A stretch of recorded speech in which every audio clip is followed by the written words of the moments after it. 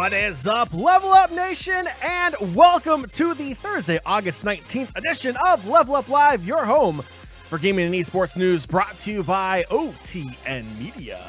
My name is Fiasco, you can call me John, and I am joined, as always, by that stud in the box on the left. He is known as the king of the courtside king. You can call him Joey. What's up, buddy? John, chat, I am excited to be back. John and I haven't recorded Level Up, and it feels like 2 weeks at this point between travel and then other events going on. We just haven't had the time, so we are back finally, and there is just a lot to talk about. We absolutely missed every single one of you. Thank you so much for sticking around. We have all the energy in the world, and we're back now. It is going to be so great. Yes, Mr. Pointless, you get to see our beautiful faces once again. Joey has a little bit of a suntan. He spent some time down in Florida, so he got his tan on, is what he's trying to show off right now. I'm not jealous or anything. I just stayed up here in the DMV area, and that was fantastic. I actually have that nice like blue screen tint going on right now. I was trying to play it off as like a Miami. Yeah, really nice beach, lighting here in the studio. By the way, so I was thinking about it before the show started. This is off topic. But my light started to flicker right before the show, and I haven't changed it in a long time. So we could have a nice blackout at some point during the show. It's going to get interesting. Oh, I think our live viewers on Twitch would love to see that. Joey in the dark? Is that like, it's like Joey After Hours kind of thing? Yeah, that's like Level Up After Hours. Oh my. Nation, Level Up After Hours might be a thing. But something else that is a thing also is the fact that you can follow the show on social media. Follow LvLUp Live on Twitter and Facebook at LvLUp Live. Actually, I don't think it's on Facebook anymore. I think it's just Twitter. It's LvLUp Live. And while you are on Twitter, you're staring at us. You're looking at Joey's beautiful tan. You're watching me for some god unknown reason. Follow us on social media. At Courtside King, at Fiasco for all the awesome hot takes. And I believe those are both of our Instagrams as well. You could also have traveled with Joey to Florida and see the amazing beaches that he spent hours and hours on. I'm totally blowing your vacation out of proportion here, and I have no problem doing that, Joey. Yeah, I went to a lot of coffee shops. That's more coffee shops than beaches, to be honest, but it was a good time all the same. Yeah, the amount of coffee pictures you posted on Instagram, one, super jealous because I was stuck with office coffee, and two, very ridiculous the amount of pictures of coffee you actually took. But anywho, Nation, as always, if you wish to listen to the podcast version of the show, LvLUp Podcast is available on Spotify, iTunes, Google Play, and Stitcher, and pretty much everywhere else you can find a podcast feed. We're there as well. And if you're listening to the podcast version of the show, one favor to ask you, and that is to leave an awesome comment and rating, whether it's 4 out of 5, 3.5 out of 5. We won't accept anything less than 3.5, so don't even bother. Any kind of feedback is really awesome because we do read all of it and we take into account here and make the show what you, our listeners and viewers, want to hear and watch the most. So please do leave us that feedback. And also something else, we talk about it at the end of the show. We do have a Patreon. We are in the process of kind of spicing things up there a little bit too. But nonetheless, we highly appreciate all of our patrons out there. We thank you so much for the extra support that you give us to help make this show and OTN Media what it is. Super thankful for all of our patrons. We do have a new Patreon, Tech Time Gaming Lounge. Joey, that is the gaming lounge right here in Woodbridge, Virginia in the DMV. Super excited for your support here on LvLUp Live and OTN Media. Thank you so much. And in addition, 2 reward tiers on our Patreon and everything. There are really cool things that you can get on our Patreon as well, including lanyards, exclusive perks on Discord, and so much more. Again, we are in the process of adding even more to our Patreon. So if you want to check it out, patreon.com/OTN Media. Correct, Joey? That is correct. No. Patreon.com/OTN. We actually have just the OTN on this one. Oh, there it is. See, it's right there on the notes. I completely glazed over it. /OTN. Simple as that. 3 letters. Just punch it in there. And again, thank you so much, Tech Time Gaming Lounge, for your support. Joey, it has been forever. What in the world are we talking about today? Absolutely, John. We have a lot on the radar today. Not too much in terms of roster moves or partnerships. We do have a couple to hit on, but then from there, we are diving into a lot of new things. Intel, they're entering PC gaming, but in a different area now. They're going over to the GPU side to compete with AMD and NVIDIA, so we'll be bringing you that coverage. We'll be talking about Call of Duty Vanguard, which got its reveal today. And then from there, we're going to jump into QuakeCon, which kicked off today as well. Lots of events through there throughout the weekend, really, all the way through the 21st. new Quake games, as well as some updates on Elder Scrolls. I believe they're bringing Elder Scrolls Online, as well as a new Skyrim edition, because we need another Skyrim. There's only 3,000 out there already. We now have another one. We're talking about a couple other things like some partnerships, some new demos, game releases, and much more. All right, Joey, we have a packed show for everyone here tonight.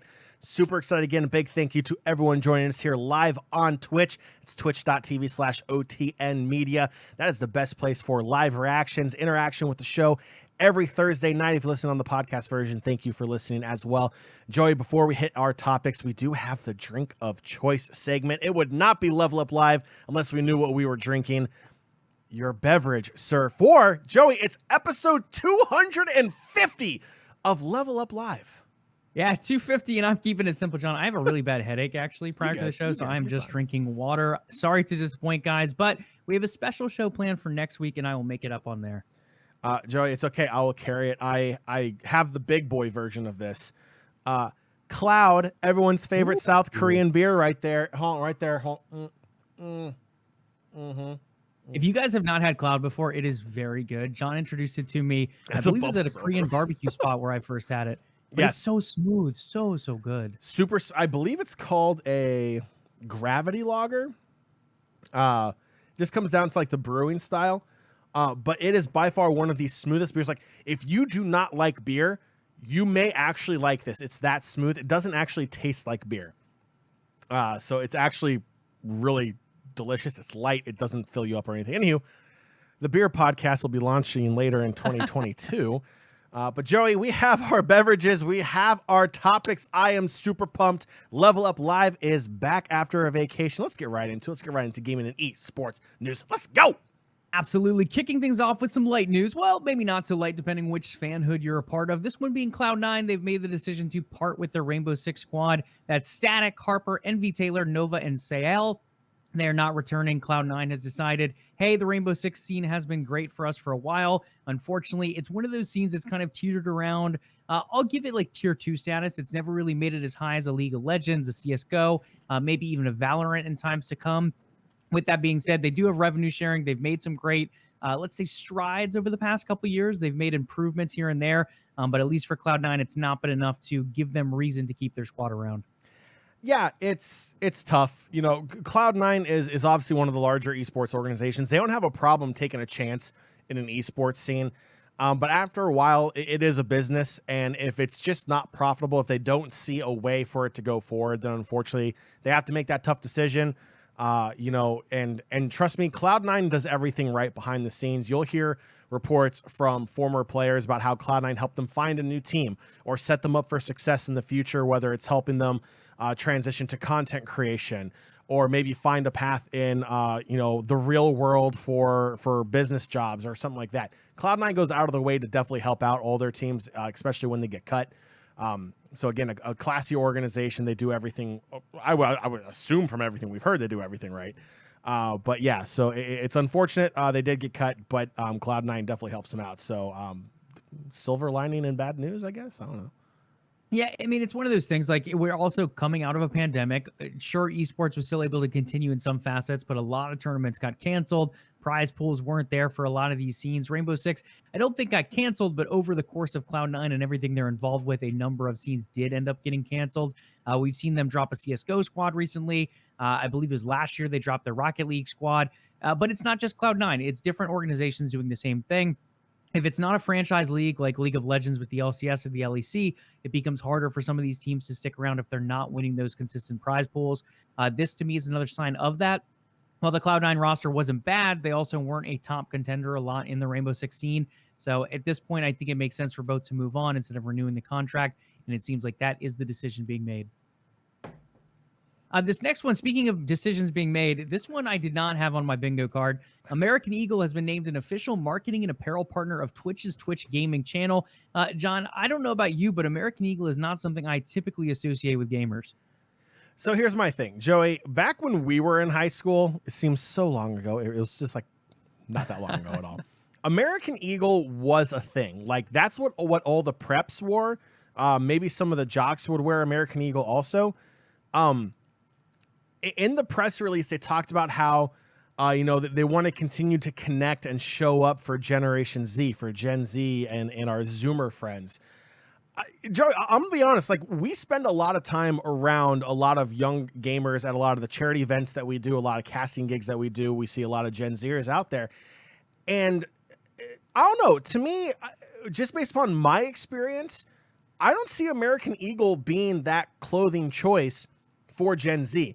I see more the streetwear being more popular with you know, high schoolers and young adults, you know, in that early 20 age range.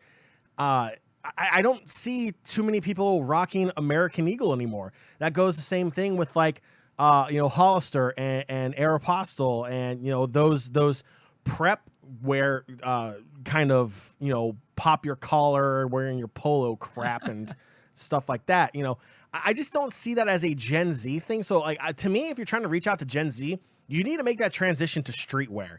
And again, Joey, I'll be honest, it's been a hot minute since I've been in American Eagle. I think the last time was my freshman year of high school because it was not my scene.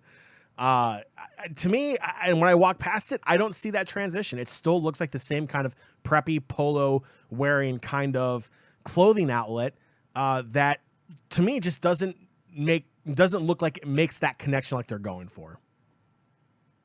And maybe that is exactly why they're going for this deal right here, John, because you and I don't really associate them with the next generation in a sense. We don't really associate them with gaming. Maybe this is actually the perfect marketing deal for them to finally be seen by that type of generation to say, hey, we are out here. We are sponsoring these different events. Maybe come take a look at our apparel.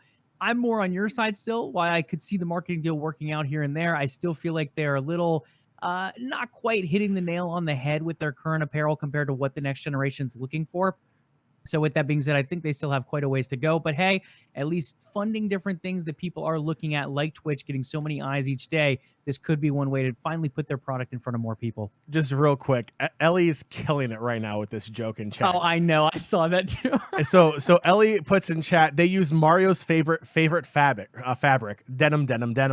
And that's amazing. It's 100% a dad joke, but I love it. I think it's absolutely fantastic. Yes, I think that is great. Just had to throw that in there before we moved on. That's amazing. Absolutely love it. Welcome, Mr. Pointless, Ellie, and T-Spans over there in chat. See them all popping off. And that's not the only thing popping off today, John. MLB The Show making some noise as well. MLB The Show 21 is getting its own companion app. You can get news, buy cards, packs, open packs, sell cards, and more on this app. This is something we've seen other different sports games have before. FIFA has their own app. Very, very popular. A lot of people run their whole marketplace for Ultimate Team through the FIFA app. Now MLB jumping in there, and it is previewing starting today for Scouting Report subscribers, getting a public release next week. As a Scouting Report subscriber, I can tell you right now, it's broken. It does not connect to the server. It has been doing this all day. They're very well aware of it. For all of us insiders, we'll probably get it when it launches on Monday the 23rd. So there you go. Thank you. But at least we get an app now. It's about time. I mean, I'm excited for this. Like, I remember when I was writing the Metro with Pat Valdez of Esports Fair Play, he was constantly trading FIFA cards, like watching the market, almost like people watch the stock market today. Like, if someone's a day trader, they're looking for these highs and lows. Pat was doing the same thing with FIFA cards. Now, I don't think I'm going to get that in depth to it with MLB The Show, but having a companion app does start to draw me back into the game, as it was getting a little stale at certain points. Now, outside of those monthly challenges, you also have this whole marketplace aspect, and I'm a big fan of playing the stock market. So I don't know. I think this is a tempting addition, and knowing that they have it now, I'm assuming it gets carried over edition to edition moving forward. So my only thing with it is that the way they flood the market with high-rated diamond cards, just it makes the market completely invalid. Joey, you can get a diamond-rated 99 Tim Anderson shortstop card from the Field of Dreams game. It is literally a cheat code on the field. All you have to do, play 5 moments. That's like 2 base hits in this moment, hit a home run in this one, get on base 3 times in this one, and then you have a 99 diamond rated card. It feels a little counterproductive, and I know there's a lot of discussion in that community. But as soon as you flood the market with a ton of diamond cards, it deflates the value. And if you're one of those people like Pat, like you, Joey, that like to buy low, sell high, even in video games, it just makes it incredibly more difficult, because it's essentially inflation and deflation controlled by the developer itself. But anywho, there you go. Marketplaces, stocks, and in video games, it all happens. There's inflation here and there. There's crazy buyers and sellers all the same. But if you guys want to jump into that, what was that date again, John? August 23rd? Yes, us upcoming Monday. And T-Spans, thank you for that Amazon Prime resub. Appreciate it, buddy. Yeah, thanks, T-Spans. 3 months for T-Spans over there, too. Awesome stuff there. On top of that, T-Spans in chat, I'm sure you have something to say about this, as does John. Intel is entering the PC gaming GPU arena with their new Arc product line. First cards are set to arrive in early 2022. And John, they are expecting to compete directly with NVIDIA and AMD from the get-go when these cards launch early next year. No chance. No chance. The only good thing, in my opinion, that can come from this is helping drive the price of graphics cards down. That's the only good thing. You need to have a bigger market. You need to have more people invested into the GPU market to create competition so those prices go down. They are absolutely ridiculous. Even if you want a mid-tier graphics card, you're still going to be spending close to $700-800. Rewind 5 years ago, you're not paying that price at all. It's incredibly ridiculous. My big thing is that, cool, awesome. Intel is jumping in. Intel is already higher priced than their AMD counterpart in everything. So if you're looking to directly compete, who are you going to go after? NVIDIA? I mean, NVIDIA is probably the gold standard. They're probably your tier 1. AMD is your tier 2 when it comes to graphics card. And really, if you're building an AMD computer in itself and you get, an AMD processor, AMD graphics card, it rivals Intel and everything NVIDIA does also already. So, for me, Intel has a long way to go. People know them for their processor. I think it's going to be several generations before people really start giving Intel a chance here in the graphics card market. But really, with how AMD has pushed the envelope over the past 7 years, I have a feeling AMD is going to be overtaking NVIDIA when it comes to GPUs. And then both of them are going to be trying to play catch up because AMD is just going head over heels over everyone right now, pushing out amazing products that are competing with everything else on the market for a lower price point, performing just as good, if not better. That's the key to success. I don't know what Intel's overall game plan is going to be. They might try to do something where it's like, oh, this works great, with other processors, but works even better with an Intel, and they'll have to try to market that and sell people on that idea also. But then, that's going to be another $400 or $500 you have to pump into a computer because Intel is priced higher than everything else. Anywho, I'll stop rambling on that. We don't know anything else that's really coming out in regards to it yet. I'll be keeping an eye on it. But right now, I'm not too thrilled about it. I mean, you're much more tech savvy than I am when it comes to this, and I'm sure a lot of those are really good points. I think from my perspective, I like the idea of them being somewhat forward thinking here. They're coming to the space a little bit late. AMD and NVIDIA are already pretty well established in there, so I don't think they're going to compete from the get-go like they think they are unless they come up with some crazy competitive pricing. But we've already seen the pricing really get so competitive with AMD continuing to lower theirs. The other thing here, though, I think is thinking ahead to NVIDIA. NVIDIA did just buy ARM. And I think NVIDIA is eventually going to jump into the processor space. If that ends up being the case, it would be just Intel by itself and processors with AMD and NVIDIA both doing processors and GPUs. So this for me is saying, hey, we're going to match that up front. We're going to have that integration like you were talking about where you get that different processor GPU relationship working. And I think that's the only reason this works out in the end is Intel is going to have to find a way to compete with both of those two running processors and GPUs because I really don't think we're that far away. I think NVIDIA's will probably become, I don't know, maybe announced in 2022, maybe 2023, depending on what the shortage ends up looking like. So in the end, it feels like a move that has to happen. It's a necessary move. Do I think it's going to work out super well for them? Probably not up front, but future thinking, I think, is at least there in the basic idea of this move. I had a cough so bad during that segment, but somehow we made it, fam. And then I coughed after, and we are moving on. Anything else you want to say on that one? Intel jumping into the GPU arena, sir. I will keep an eye on it, but they're probably, like you said, Joey, they're probably about 3 generations away from really competing. Yeah, I think it's going to be a little while, especially like you said, and I think that's the biggest thing right now is the pricing. If you look at processors, Intel is not really being super competitive in the pricing, but they're also the established brand there with AMD kind of being the competitor. Now over in this new space, they're coming in as the competitor, so I think they're going to have to match a lot easier than they did with processors.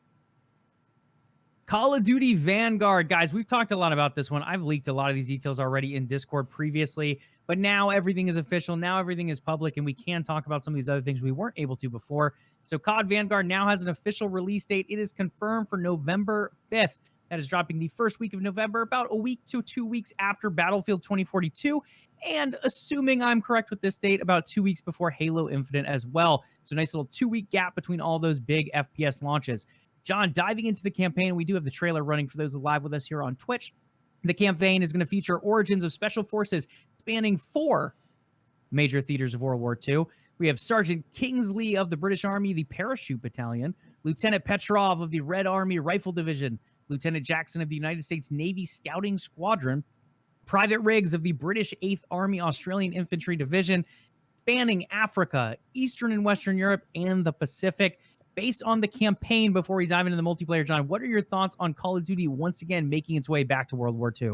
Look, you're not going to get me to say anything bad about Call of Duty going back to World War II.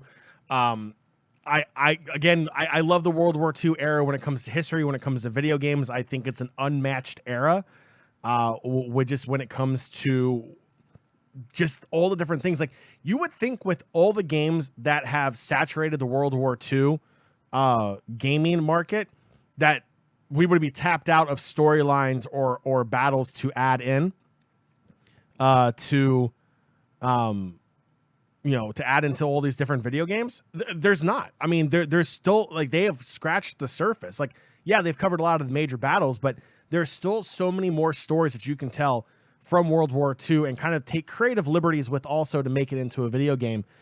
We're seeing, like, Wolfenstein, its whole thing is World War II, and they've even gone super sci-fi with everything, and it still works. So I'm excited for it. I haven't been excited for a Call of Duty in a long time, but this one has me interested going forward. I like it.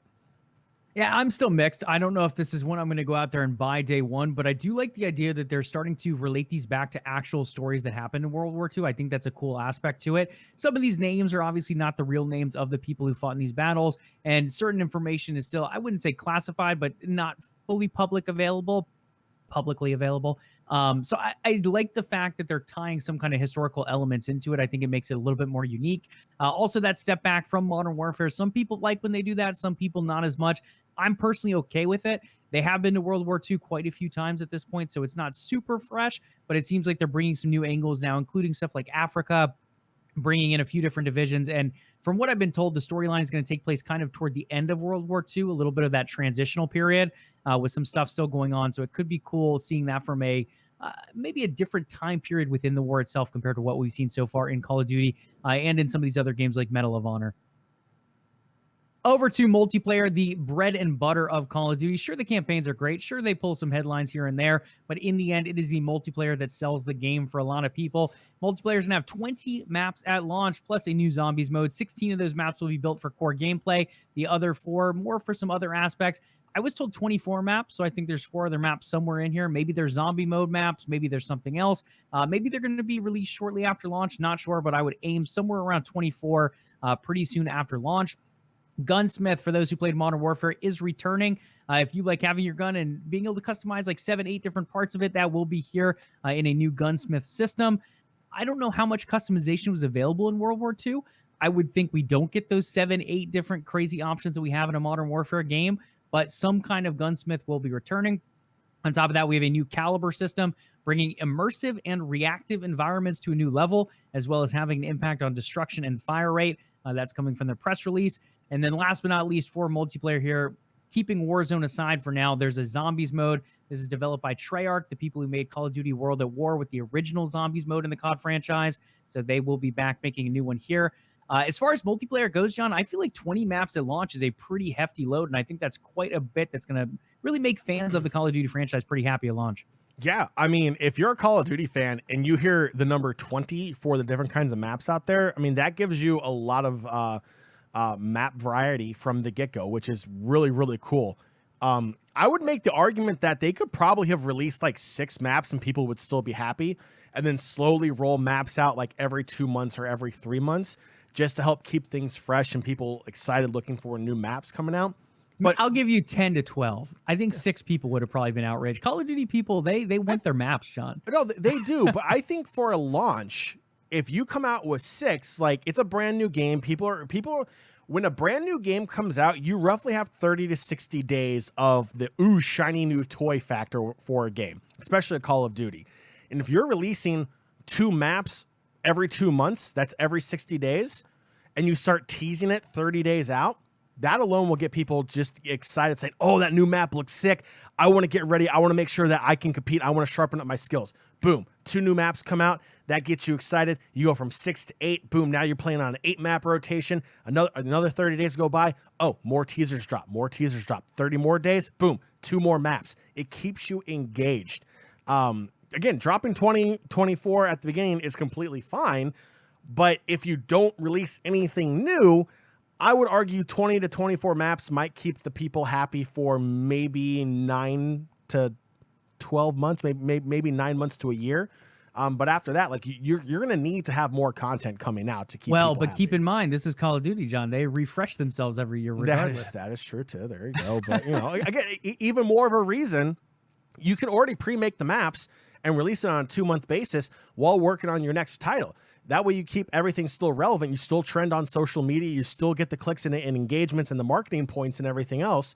You just don't, throw everything out there at once and then say, oh, okay, now we're going to turn our attention to Call of Duty. This terminology that we're going to have to change 5 times because everyone's going to think we're talking about some kind of like international pandemic. But anywho, yeah. So there you go.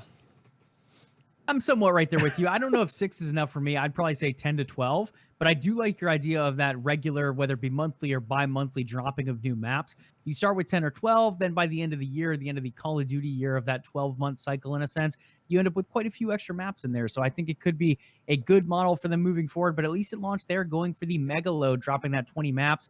I'm surprised they're ready. Again, this is a game that went through kind of development hell, as they say. Activision ended up moving a bunch of studios over there to assist with it. In the end, they got it up to, we're going to say launch shape. But there are quite a few maps here. So this is a lot more than a lot of people are anticipating. Graphically, it's looking better than people were anticipating. So they have definitely pulled it together for this game. We'll see what it ends up looking like bug-wise come November 5th. But at least for now, a lot coming together. Last but not least, Warzone. Obviously, as we've seen with the last couple games, Warzone will be getting changes with the next COD title. This one's coming with a new massive map and unified Battle Pass progression between Vanguard and Warzone. I think the Battle Pass move is huge. It's one thing having a Battle Pass for Warzone. I think combining the two together is a smart move. It allows it to be fluid. It allows the gamers to kind of choose what game mode they want to play, as opposed to having to grind different passes here and there. The other thing, and I think this is public, but they're going to have a lot of vehicles in here as well. The multiplayer map, I think Warzone already has vehicles, but there's going to be some, I would say, more vehicles than what we currently have in Warzone added into the next map. So that'll be interesting to keep an eye on how that translates over in the Battle Royale genre as well. Last but not least, John, the Xbox Series XS cross-gen bundle has shown up on the store, and it is weighing in the red corner at a total approximate gigabyte of 270. Call of Duty is a big game. Warzone is somewhere around 150. You add in your Modern Warfare or your, I don't even remember what the most recent one was, but the Cold War edition Call of Duty, you're getting up there. It's going to be a hefty download. This one, 270 gigabytes. Now, I think, again, not 100% sure what all this ends up looking like, but I believe this is the Xbox Series X and S edition, as well as the Xbox One edition included. So maybe we cut that down a little bit, but you're still looking at probably 150 to 200 gigabytes for this massive beast. And this is where I complain to all of the console developers out there. 1 terabyte is no longer enough. Joey, when the PlayStation 2 came out, when the original Xbox came out, we're talking like 500 gig or 256 gig systems, because the games were like 8, 9, 10, maybe at most 20 gigs. If that. And now we're at the point where these games are literally a fourth of a terabyte. And it's getting to that point where 1 terabyte's not enough. And the idea of plugging in expandable storage, let's be real here, okay? Anyone who knows computers, you plug in an external hard drive via a USB 3.0 port, it's still slower than an internal hard drive. So at the end of the day, what am I asking for? I'm asking for a 5 terabyte system. I'm asking for a 10 terabyte system. Fun fact, it doesn't cost that much to have a terabyte hard drive anymore. It's like $50. If you want to have it as a solid state drive, it's like $80. And you want to know what a 5 terabyte system is? Maybe $40 more than that. I'm pretty sure if you're charging $500 for an Xbox Series X, they're going to pay $550 for a 5 terabyte hard drive in there. Just saying. Yeah, but the idea of 1 terabyte systems when games are coming out almost 250 gigs each, can't do it. It has to be a bigger hard drive. Yeah, I mean, it's just, this game is massive. Like, again, I don't think it's going to be full 270. Some of this is going to be that Xbox One PS4 edition comboed in here. But in the end, you're still looking at 150 to probably 200. One of the features, and I think PC already has this, and I hope they add it to Xbox. I know Xbox first party has added this. I hope they allow you to cut it down. Like, once you finish the campaign, can I delete that portion and just keep the multiplayer? Maybe I just care about Warzone. Can I just keep Warzone? I think that's already separate in and of itself.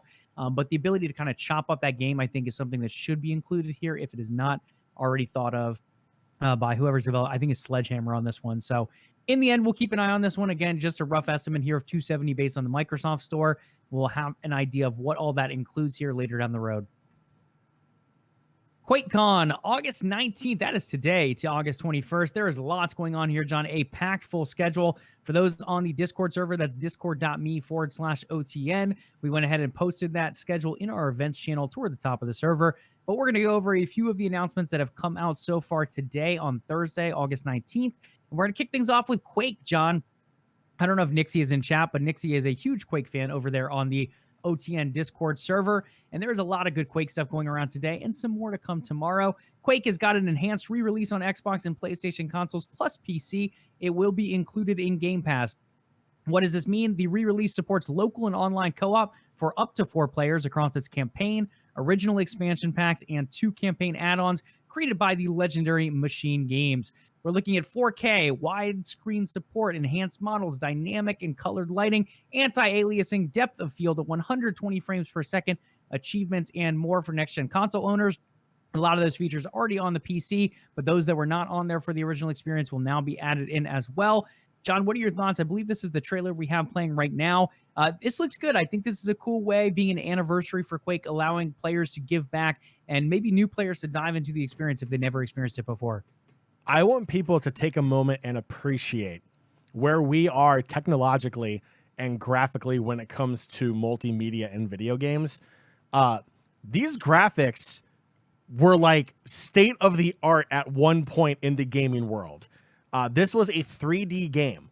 This was one of the first 3D games, 3D shooters out there, along with the original Wolfenstein 3D, along with Doom. These really are what paved the way for the video games we play and enjoy today. Yes, you look at these graphics, even though they are technically remastered, they are nowhere near on par of anything that we have today. But just take it in and appreciate. I mean, this is like 20 years ago. Like, this is how far technology has gone in 15 years, is from 3D graphics like this, which you can make an argument is not bad. Like, a lot of indie companies still use this same style because it's not a massive game, but you can still get that texture. You can still get, a story across and gameplay across with simplistic graphics like this, especially in comparison to 250 gigabyte games like Call of Duty. There's something to be said about appreciating like this art in the form of a video game. I think it looks fantastic. I'm excited to play it. It's going to be super nostalgic.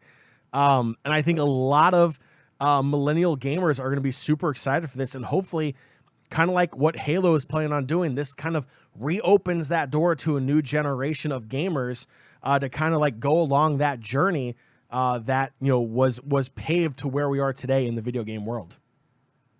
And when you look at legendary FPS games, guys, it does not get much bigger. Like, this was one of the biggest games. This was one of the first esport titles really out there. It's pretty much this and StarCraft that were the two things that really kicked esports off to another level. And now it's coming out. It has the story mode involved with the campaign. I never played the original, John. I will confess that here on the show. But I love the idea of a campaign being added in. I don't know if it was in the original at all, but just knowing the story behind Quake allows players to dive in. And like you said, with the new generation, some can connect to the multiplayer straight off, but others need that campaign. They need that lore. They need a reason to have relationships with the characters, and campaigns do give that. So I love the fact they're remastering it. I love the fact that it's coming out on an anniversary, and I think it's going to whet the players' appetite for more Quake to come later down the line. Last but not least, on the Quake side of QuakeCon so far, in addition to the Quake remaster, Quake 2 and Quake 3 Arena are also now available with Xbox Game Pass for PC in their original form. Game Pass now includes over 30 Bethesda titles. No sign of when are those coming or when they are coming to Xbox as far as Quake 2 and Quake 3 Arena. The remaster will be on Xbox and PlayStation. Quake 2 and Quake 3, not quite sure on when those are heading to console, though. Next up is the Elder Scrolls V Skyrim, John, because Skyrim needed another edition. This is their 10th anniversary edition. It's going to come out November 11th. So if you've not bought Skyrim once, twice, 3, maybe even 5 times already, now you get a chance for once again another Skyrim purchase with another base of cover art or digital cover art, depending which way you go there. Free Xbox Series X and S next-gen upgrade. I believe this includes the PS5 as well, and that is for existing owners of Skyrim on the PS4 or Xbox One. Additionally, and I love this part, absolutely love this part, it includes 500 unique pieces of Creation Club content that includes quests, dungeons, bosses, weapons, spells, and more. This is something that I think other developers need to embrace. Something like a Blizzard with World of Warcraft, I think, would do really well with this. There are so many games out there with amazing mod communities. The fact that Skyrim and the Elder Scrolls and really Bethesda in general embrace it, I think, is huge. Not only making them available, John, but including them in this edition. 500 unique pieces of this modded content being included for players to play with. I think it's amazing. I think it's a great way to include the community. And again, it's one of those ways to, I wouldn't say warrant the purchase of yet another Skyrim edition, but it does make it more unique in the sense that it is so community-centered. Joey, I have their marketing campaign already. Gamers, how much do you like Skyrim? So much that you'll buy it once, twice, 3 times?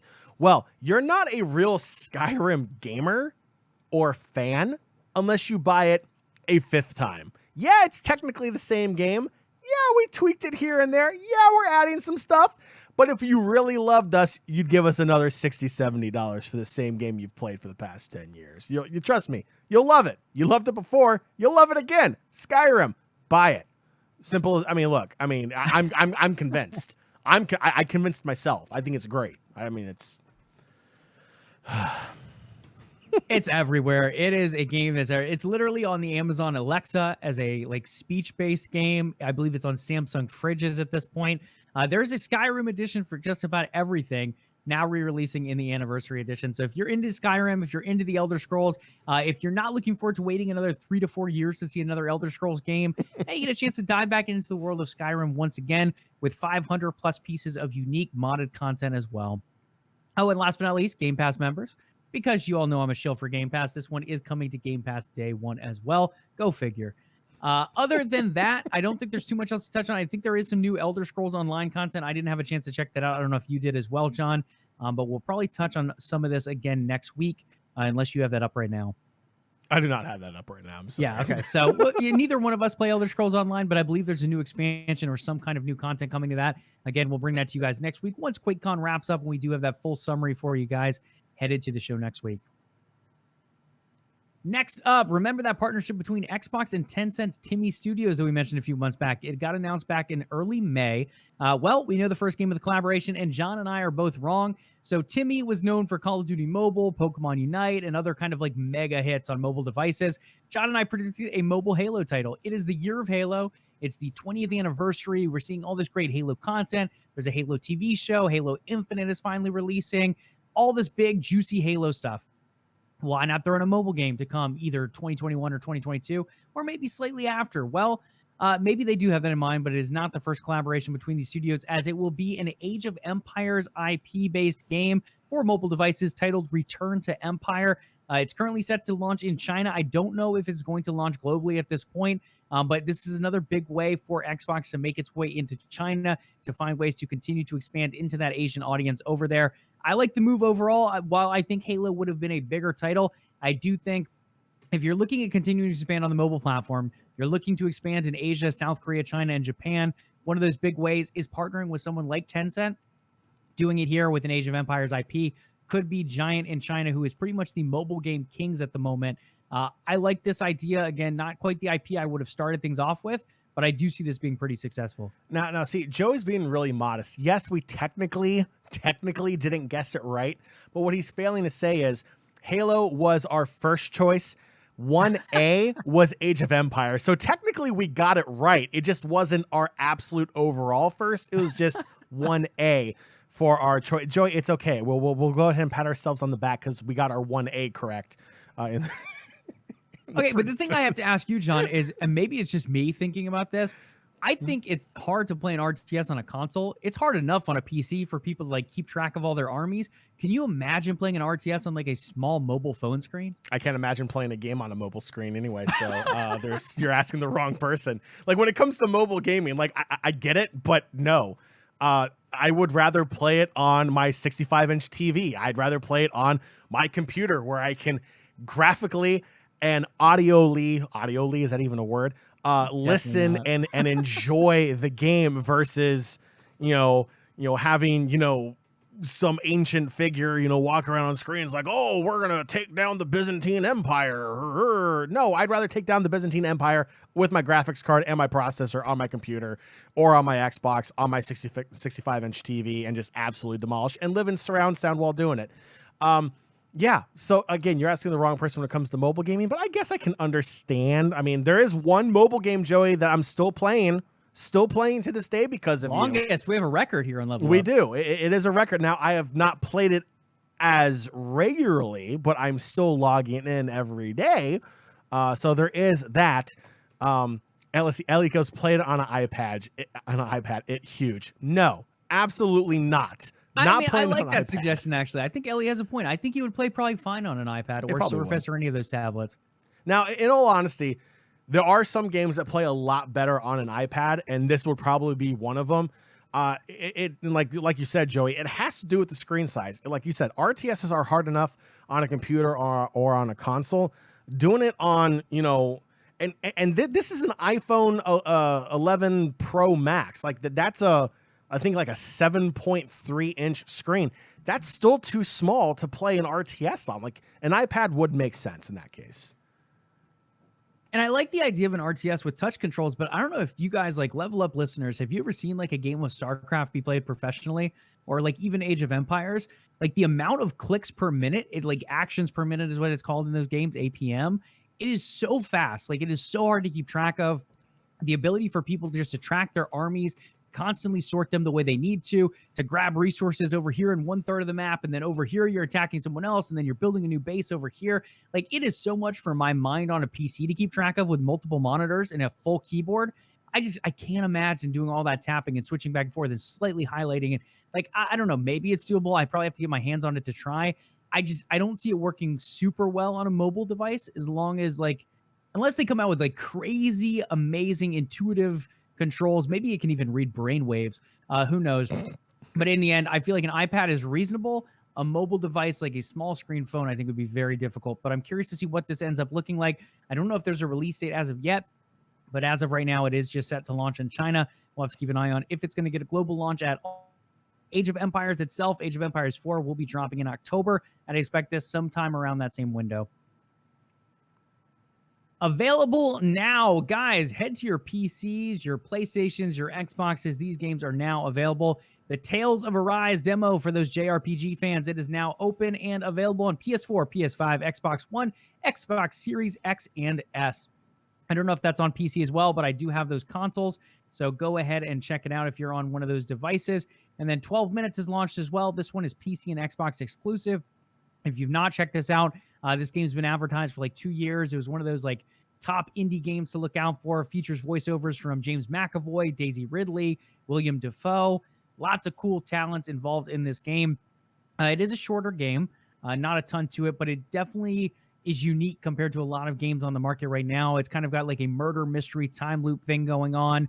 It's a point-and-click adventure, but some really cool creative stuff going on as well. Disclaimer, rated M for mature, so if you are under the age of 18, have your parental consent for that one. It does get I'm not going to say raunchy, but kind of violent. And there's some different aspects in it overall. So definitely take a look at those ratings before you jump in. But it is kind of a cool murder mystery-esque game there. Looking forward to next week. There's a lot happening as well. So again, QuakeCon this weekend. We also have the DMV Summer Bash happening this weekend. I'm super excited for this, John. If you want to pull up the website, that is gamegym.com/summer-bash-21. Full schedule. They have esports events going on. Not a ton of gaming and esports events this time around. It is pretty speaker heavy, but some amazing speakers at that. You have one of the guys over there at Snapchat Esports hopping on, a number of other well-known speakers as well. Definitely worth tuning into this weekend, and that's August 21st through the 22nd. And I believe that'll be on the Game Gym Twitch channel, which I believe is twitch.tv/Game Gym Esports.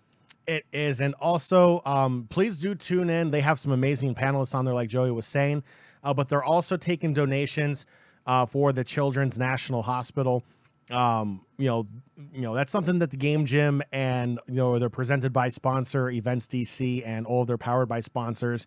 OTN included, that, the entire DMV has been behind the triple crown of esports, if you will, helping raise money to benefit the Children's National Hospital. It's all for a good cause. Every single penny goes to the Children's National Hospital. Any donation, no matter how big, no matter how small, it all helps out for an absolutely amazing cause. And also, they have giveaways from their sponsors. I mean, HyperX is one of their sponsors. They donate a ton of hardware and a ton of mice, keyboards. There's a lot of stuff in there as well. I mean, even the HyperX wireless earbuds, Joey, it's something that I got, and I absolutely love them. They're my go-to wireless earbuds when I'm at work listening to music, when I'm doing stuff, away from my computer, whether I'm at the gym. Like, I don't even use my AirPods. Like, I absolutely love those wireless earbuds from HyperX. And again, we're not sponsored by HyperX. I'm just tooting their horn because I love their product. But every donation enters you into a raffle to possibly win some amazing HyperX swag and some other stuff as well, from a lot of the sponsors in that area. So please, even if you're not in the DMV, it doesn't matter. Just tune in. Enjoy the content, interact. It's a live chat going on the entire time as well. And donate if you are able to do so. Absolutely. And just to hit a few other of those interview topics to be touched on. So you have the story of COPE, the Coalition for Parents in Esports. You have some TOing people in there. Our friend Pat Valdez of Esports Fair Play. Also, Vanilla will be there as well. You have commentators like TK Breezy involved. You jump around a little bit to the next day over here. You have Washington Justice represented with Jake Brodsky of the Washington Justice as their digital content producer. You have establishing the path to collegiate esports, the joys and challenges of full-time streaming with our friend BBXH. She is awesome. We had her on for a LvLUp interview as well. The Queen of the Seas in Sea of Thieves, as they call her over there at Rare. A number of other awesome people, from coaches to commentators to producers within the industry. So some really cool stuff going on. Lots of great panels for those interested in gaming and esports, whether you're a youth participating in them.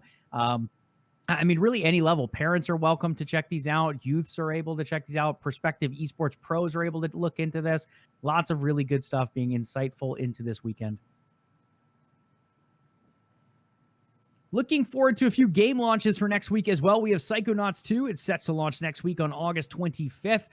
In addition to being included on Game Pass, the original Psychonauts is currently on sale as well, guys. If you want to check out the original, it's 99 cents right now on the Microsoft Store and Steam for a couple more days. I think it's like another 4 or 5 days on there. So if you want to pick that one up for under $1, go do it now before it goes away.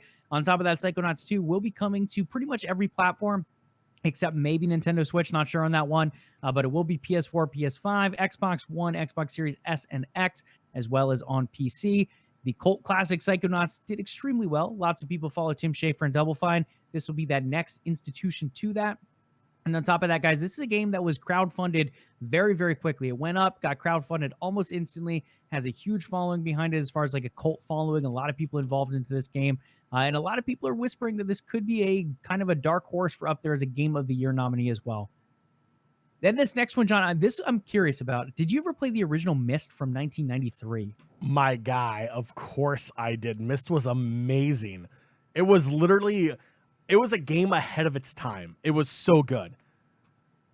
Yeah, this is an interesting one. I did not know this was in the works. This is a remake coming out. It actually is dropping next week. I just heard about it this week. August 26th is going to be their release date of it. We just kind of heard about it with a Game Pass announcement this past week. It will be dropping directly into Game Pass for PC and console. On top of that, guys, if you've not played Myst, again, it is an older game, 1993. This is a remake of that masterpiece. This is one of those games that a lot of today's big popular games have drawn references from. So many games today have taken little elements from Myst, whether it be the different puzzle aspects, whether it be the idea of just dropping you into a location and having you kind of discover from there. Lots of really, really cool elements that have kind of made today's games better now because of what Myst gave us back then. So if you're interested in some kind of gaming history, this is definitely one worth checking out when it drops on August 26th. Last but not least, next week. So these new games, you have Psychonauts 2, you have Myst, you have the DMV Summer Bash this weekend, but there is even more coming next week as well. And that is Gamescom, Europe's biggest gaming and esports event. Well, we'll say gaming event because there are some bigger esports events over there. But that one's going to run August 25th through the 27th. Gamescom opening night live will be hosted by Jeff Keighley, 2:30 p.m. Eastern time on Wednesday. And it will showcase over 30 titles at that event. Some that we can mention, there's a Devolver Digital title involved. Battlefield should be getting a new trailer during that opening night. I believe Call of Duty will as well. I think you're going to get the Halo Infinite release date, whether it's at the opening night live show itself or at the Xbox show hosted at Gamescom. It should be dropping in one of those, as well as a number of other new title reveals. The other one I'm kind of looking forward to, if you guys remember, it is shown, I think, 2 years ago at E3, The Gunk. It's one of those kind of indie steampunk world games that I'm really looking forward to. That will be shown as well. So some really cool stuff coming out there, but that's not all.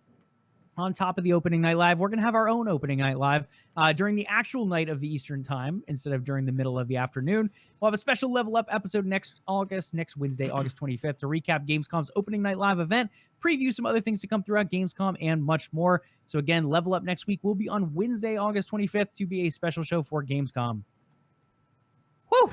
Last but not least, guys, so opening night live, you get a 2-hour show going on there. Lots of games, 30 games being shown. Then you have LvLUp later that night, and the next day you're going to have an IGN-produced awesome indies event set to run about 90 minutes long, showing off around 40 indie titles. Again, August 26th, and that will once again be at 2:30 p.m. Eastern Time. John, I'm stoked for Gamescom. Outside of E3, this is the other biggest gaming event of the year, and you can maybe argue Game Awards at the end of the year, kind of with all the stuff they've been showing as well. But this is Europe's big event. There's going to be big reveals here. A number of big partners from EA to Activision to Microsoft and beyond. I'm pretty darn stoked for this one. I mean, it's Europe's time to shine. I mean, North America is just so dominant in the esports and gaming scene that Europe needs an event like this to really keep themselves relevant in the gaming and esports scene, because we all know there's no good European organizations when it comes to esports. Europe absolutely gets clapped by the NA every single time they play against each other. I mean, pretty much NA rules the world when it comes to everything. So, yes, for Europe, it's going to be big for them. But really, in the large scope of everything, if it's not in North America, if it's not in the NA, then is it really that big, though, Joey? And of course, that is all sarcasm right there for you. It's going to be huge. It's going to be massive. Super excited for it. Time difference is the reason why we cannot do it in the middle of the day, because we have big boy jobs. But yes, it'll be super excited. I'm excited for that show on Wednesday night. Okay, the other one, guys, and I forgot to mention this, but we're going to have to mention it because it's kind of awesome. As far as games coming out next week, so on August 27th, there is a game. I believe it's coming to Nintendo Switch. I don't know if it's coming to anything else, but it is Baldo the Guardian Owls. The reason to mention this one, it's a really cool kind of Japanese-based game. So the studio behind stuff like Spirited Away, all of those amazing Japanese anime kind of titles that have come out of years past in the past decades. I can't think of the studio for some reason. It's blinking on my mind, but super legendary studio. This is kind of what this game is based off of. That same similar art style. It looks really good. It's kind of like Legend of Zelda meets that anime art style of those legendary titles back in the day. I don't have all the information in front of me because I completely forgot about it. But if you are into anime, this is definitely one to check out and put on your radar. Baldo the Guardian Owls. Studio Ghibli. I believe that's how it's pronounced. Is that right? Am I pronouncing that right? I'm just going to get the eyebrow raised for those on the podcast here. Ellie will tell me if I'm wrong over there, I'm sure, over in chat. But yes, so go ahead and check that out. Really cool art style. Again, Baldo, 27th of August. This one, I don't know if we have a winner yet, but Halo legends like Naded, Walshy, T-Squared, and more have battled it out for 50K in Halo 2's throwback tournament on Twitch Rivals today. On top of that, Ninja said, hey, let's just make this prize pool a lot bigger. He added 100K to that and then gave away 100 subs in every one of the competitors' channels as well. Ninja has the money to do things like that, but really cool either way. It was commentated alongside Puckett, who is like a big commentator back in the Halo 2, Halo 3 scene. A lot of you probably know him from the Overwatch League as well. DMAC was on there too. So some really cool commentators, some really old pro players jumping back into the scene. It was cool seeing people like snipe down a neighbor, go back and forth once again at that sniper type of rival style. Some really good stuff, though. I think it was a cool tournament. It was a good way to jump back in. Quite a bit of viewership between all the different channels. Every one of like the 16 competitors was streaming. You had Ninja streaming, Twitch Rivals was streaming, Halo. So between all the channels, I think it pulled in some pretty healthy viewership overall. I'll go ahead and take a check on their Twitter page to see if we do have a winner yet. I don't think it probably has been finished as of yet, though. Let's see. No, we are in the grand finals. So if you want to check those out, they'll be on right after the show, actually. The Halo 2 grand finals is going to be the Agency, which is captained by Elmite, as well as Carbon, which is Ghost Ayami, for those who followed back in the old Halo scene. So really cool stuff there. Again, we'll have a winner probably sometime after the show, but go ahead and check that out. Some really cool stuff. People are so hyped about it. It is cool seeing Halo once again come to the forefront of things. Yeah, and if you're so hyped and you're planning on watching it after the show here, Joey just gave you your final 2 in the grand finals. Way to spoil it, Joey. Okay, I mean, that thing has been going on since like 2 this afternoon. I just saved you like 7 hours of your life to just jump right to that final. So you are welcome, actually. With that being said, speaking of finals, John, the NBA 2K finals will be coming up here sooner than later as we have to take a look at the playoff picture happening in the NBA 2K League. All right, we're going to make this short, sweet, and to the point, boys and girls. The NBA 2K League playoffs is right around the corner. It's next week. 5 teams from each conference have already punched their ticket.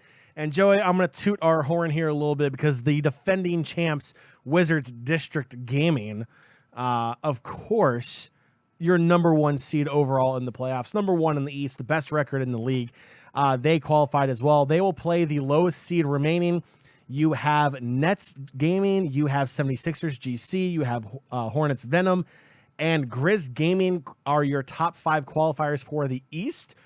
And then the 6th spot will be determined by the Eastern Conference team that wins that side of the bracket for the ticket, which is all the remaining teams trying to fight for the last spot.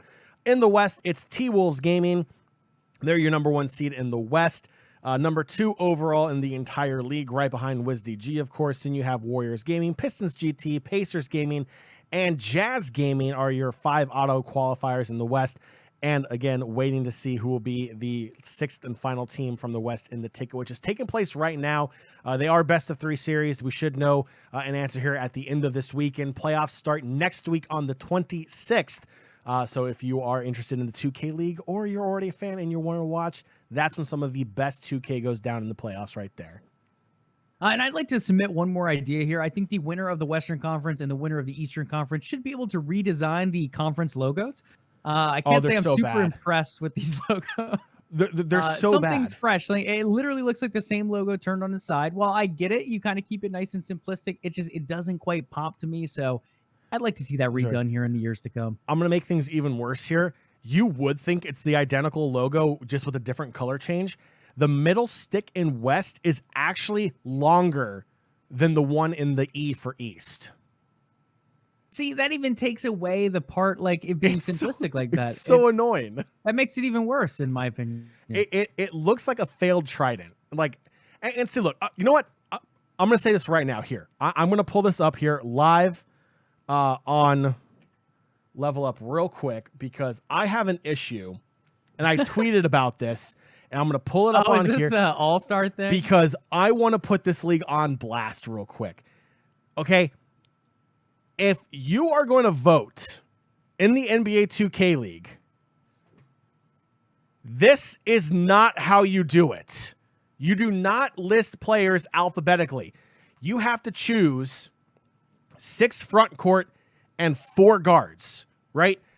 If you are a casual fan and you just follow along, you're not invested in a team, you're not invested in a certain player, you just enjoy watching, you're going to sit here and go there and be like, oh, I don't know who One Wild Walnut is, which I'm sorry, you should know who One Wild Walnut is. He's a former MVP.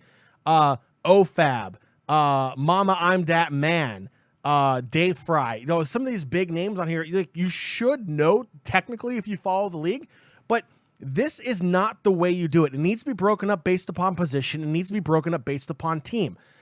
This is just a very terrible, oh crap, we're going to do an all-star game. Let's throw up this simplistic version of a voting page that we possibly can do that doesn't require any effort on our end. I just don't like it. I think it's absolutely terrible for the voter, for the fan trying to do this. It's just a terrible layout. And honestly, this isn't the first thing that the 2K League has done that's been confusing for fans.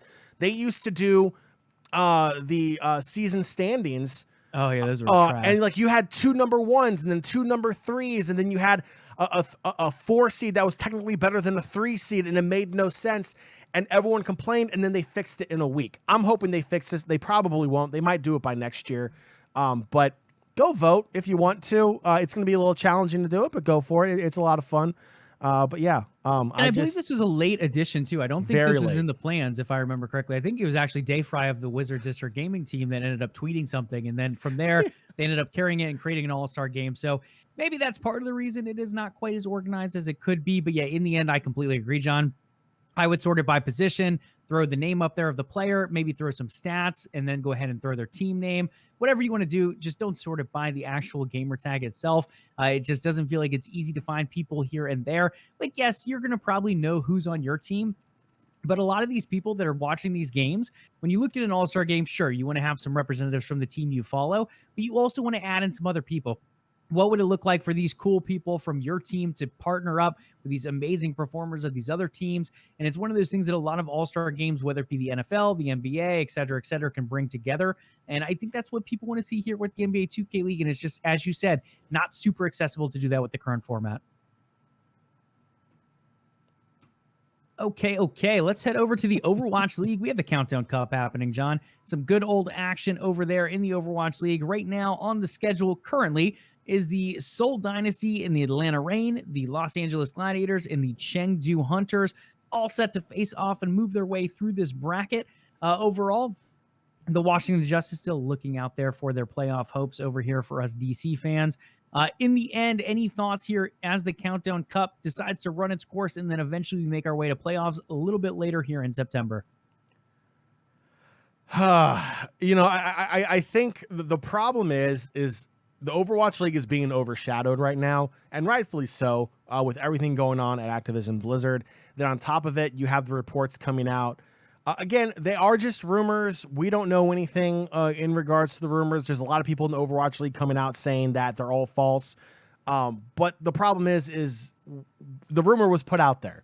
The problem is someone who's a journalist with some kind of reputation put it out there, and now it's out there, and now a lot of people are kind of worried what's going to happen next year for the Overwatch League, especially after all their sponsors, well, not all of them, but a lot of their sponsors got pulled. I think it's hard for a lot of Overwatch fans out there because you're still waiting for Overwatch 2. You're still waiting for more news on that. Then you have everything going else out there. It's just really hard to pay attention to what's going on in the competitive scene with all of these question marks and rumors and all the other things swirling around in Overwatch. But if you can do it, if you can clear your mind, if you can take a look at the competitors and separate the league from their parent company and enjoy the esport, there's a lot of really good matchups coming up here, and you should definitely watch them. Super excited to see a lot of these matchups coming up here in the future. I mean, there's a lot of really, really good matchups. The Dynasty versus the Reign, that's going to be a spicy matchup, and that's actually should be just starting tonight. That's a 9 p.m. Eastern time, so that series should be starting right now. So it's definitely a good matchup, and there's still some good matchups in there.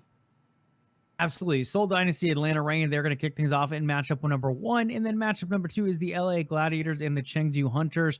From there, they end up moving into the winners bracket versus lower bracket. And eventually we'll end up with 2 of these teams competing for each other to decide who will be the winner of the Countdown Cup. John, we did really well on predictions for quite a while. Last season, we hit some amazing predictions. This season, we did pretty well through the first couple tournaments. I believe we bombed out pretty hard on the last event, though. What are your thoughts on this one to kick things off? Who is going to be in the championship matchup at the end? You mean who are we giving the kiss of death to? Is really what it comes down to? Okay, look at our record, though. We're like 7/8 the time right? We had one really bad event last week or last month, I guess.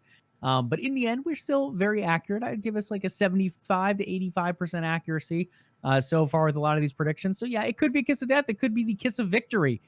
Who are you thinking, though? I'm taking the Hunters and Dynasty. I don't see the Reign or the Gladiators doing well in the long term. I honestly think both the Hunters and Dynasty have a really good shot at winning this. Yeah, I'm typically leaning toward Eastern teams here as well. I think Chengdu is 100% a guarantee to be over there. Yeah. Atlanta has looked super clean, though, on this most recent patch. They have. I think if anyone's going to upset, it could be Atlanta. I want to say Seoul will probably be over there. Seoul doing pretty well overall, too. But I'm going to take a little bit of a different path here. Well, I think most people will pick Chengdu and Seoul. I'm going to pick Atlanta to find their way there. In the end, it will be an Eastern team that wins, though, so I'll take Chengdu to win it all. Now, I think there's a strong possibility Seoul can make it through the lower bracket.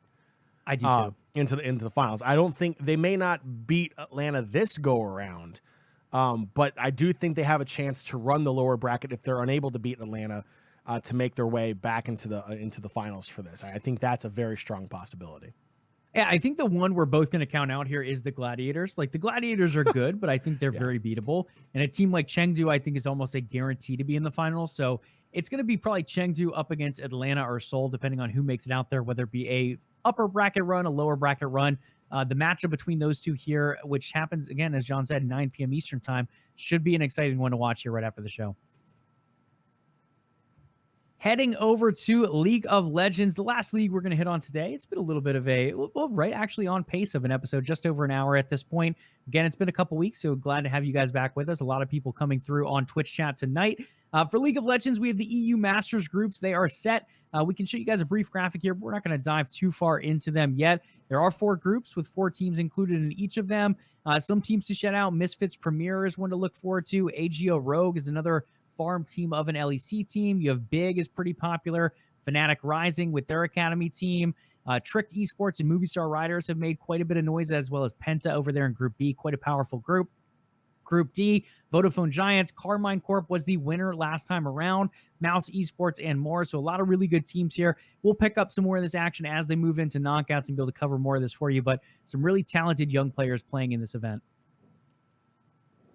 Over to the LCS and LEC, who are deep amidst their playoff runs. John, let's kick things off with some good old LEC action. Looking right now in the upper bracket, we have Mad Lions and Rogue left. Rogue has qualified for Worlds. Mad Lions has qualified for Worlds as well. What a time to be alive. 2 of the 3 slots already taken by teams that are not named Fnatic or G2. That leaves 1 spot left with Fnatic, Misfits, and G2 going for it. Kicking things off in the lower bracket, round 2 is going to be Fnatic versus Misfits. The winner will go on to play G2. Let's get some predictions in, though. Mad Lions and Rogue, who are you taking to win that series in a best of 5? What's the series record going to be as well? First off, I went after the NBA 2K League for non-user-friendly websites. League of Legends, I swear to whatever deity you believe in right now, if you do not change how you do your freaking brackets on your website, I need a good third-party source right now to actually use a logical bracket for whatever in the world Riot is doing with League of Legends. This is absolutely god-awful. Like, okay, cool. Okay, that's great. That's great. A singular line all the way through to the finals, including the lower bracket. And all. Stop it. Just stop it. Give us a legitimate bracket to look at, Riot. Anywho, I'm sorry, Joey, what was your question? No, it is interesting. And Overwatch League does the same thing. For some reason, on like their schedule page, they end up doing these blocky type of things. I don't know why we can't just copy and paste the bracket we used on social media. It would be so much easier on everyone involved. From podcast listeners to live viewers on Twitch to us here trying to figure out what's going on. But back to my question, as you said. Yeah. We have the upper bracket finals, Mad Lions and Rogue. Who are you taking to win that and move on to the grand finals? And what's that series record going to be? I apologize. I had to scroll back over to get to the upper bracket finals there because the lower bracket was cutting them off there. It was I'm taking Mad Lions. They're hot. They're the hot team. I think Mad Lions could do it. Both teams have qualified already, correct? Correct. Yeah. Yeah. So I think Mad Lions wants it more. I mean, they're an organization that's really challenging everyone in the LEC at the moment. I think Mad Lions takes it. I think it goes all 5 games too. Rogue's a very, very good team. I think it's 3-2 in favor of Mad Lions. Yeah, I'm going to take the exact opposite of that, but I'm going to stick with the 3-2. So I'm going to go Rogue 3-2 over Mad. I think the veteran experience that Rogue has is going to come in handy coming down that line. Well, Mad Lions, I'm not going to say they're veterans, but they do start to have some years under their belt over there on that roster. Very talented roster in that. I think it's going to fall just short against Rogue. I could see Rogue going 3-1, but I am going to go 3-2. I think the talent is there for Mad. And as you said, they're surging right now. They're playing well. I think it'll go the distance, but Rogue will be the winners of that one, in my opinion. Over to the lower bracket, we have Fanatic and Misfits. This one, I think, is going to be a tough match. Misfits, I believe, went 2-0 against Fanatic so far in the summer split. Fanatic with Weibo starting to settle into that jungle. They're looking pretty good overall, but had a shaky series against Vitality, taking the win 3-2. As a Fanatic fan, I'm going to hope the boys come to show things off this weekend. I don't think it'll be easy, though, so I'm going to go Fnatic 3-2. I would not be surprised if Misfits wins out, with Fnatic being as shaky as they have been, but Misfits also having some young talent over there that could get shaky come playoffs, so Fnatic 3-2 is my prediction. Joey, just to spite you, I'm going to take Misfits Gaming. They're going to change their logo from a rabbit to a squirrel because they're going to make things squirrely on the Rift for Fnatic. I'm going to take them 3-2 over ya boys. I think it's very possible, and I think this happens if they do end up winning this weekend. So one of those two teams will face off against G2. My question to you is, will either team beat G2? No. That's kind of how I'm feeling right now, too, actually. I think I'm going to get a little squirrely, though, as we said here. I think if Misfits goes up against G2, G2 will take the victory in that one. I think it'll be 3-1 or 3-2, but G2 will move on. I think if it's Fnatic, it's going to go 5 games, and I think Fnatic actually wins it. And for some reason, and I don't know what it is, in that Fnatic G2 rivalry, regardless of which side he ends up playing on, Reckless looks shaky. And I think maybe playing against his old team has not really worked out too well for him so far this season. So in the end, I do think Fnatic has enough oomph to get past G2, but if it's Misfits, I think G2 moves on cleanly. See, and it's not fair to Reckless because he's playing in-game and he sees the gamer tags in-game and he sees FNC and he thinks that that's still his team. So he thinks he's fighting for Fnatic, but really he's just throwing. Or is he fighting for Fnatic? Maybe he's an undercover agent, as they say over there in the LEC. He's an international super spy, is what he is right now.